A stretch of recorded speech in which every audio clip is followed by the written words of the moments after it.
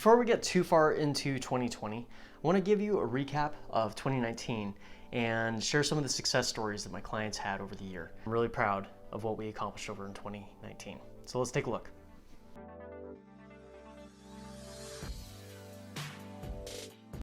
Hi, I'm Brad Bennett with Windermere Real Estate here in Gig Harbor.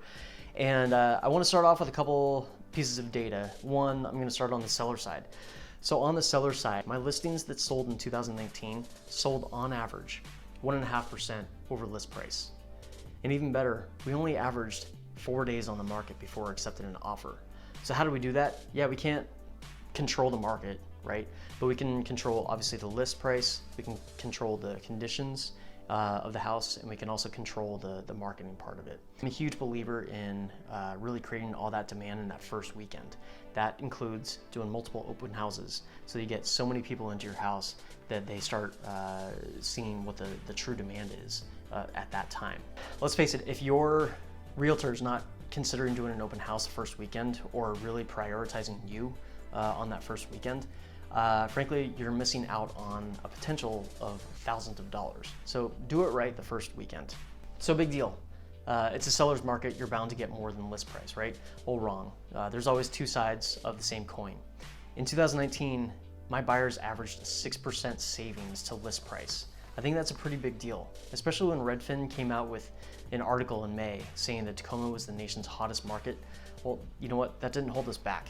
On multiple occasions, we beat out the Tacoma competition without paying an arm and a leg. This savings came from persistence. It came from negotiations throughout the whole process, not just the initial offer. And it also came from just striking when the iron's hot. So there are ways you can still save in a seller's market.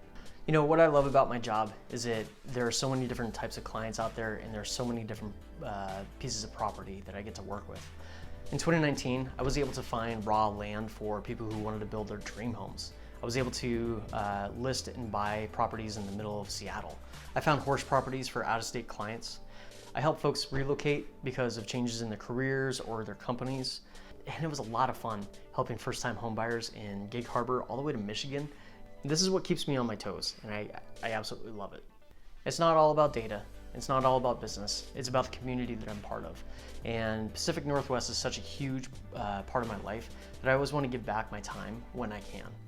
I have 2 school-aged kids in the public school system here, and I was able to really spend a lot of time, whether it was through the Peninsula Hands-On Art program, the Watchdogs program, and I also helped get the word out to pass the much-needed levy for our school system earlier this year.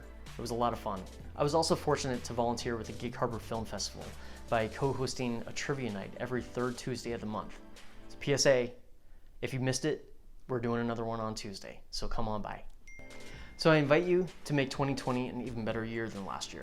And if you are thinking about buying or selling a home yourself, let's go get a beer, let's chat it up, try to figure out how we can make that happen. So thanks for your time, and I really look forward to seeing you around town. Happy 2020, everyone. Take care.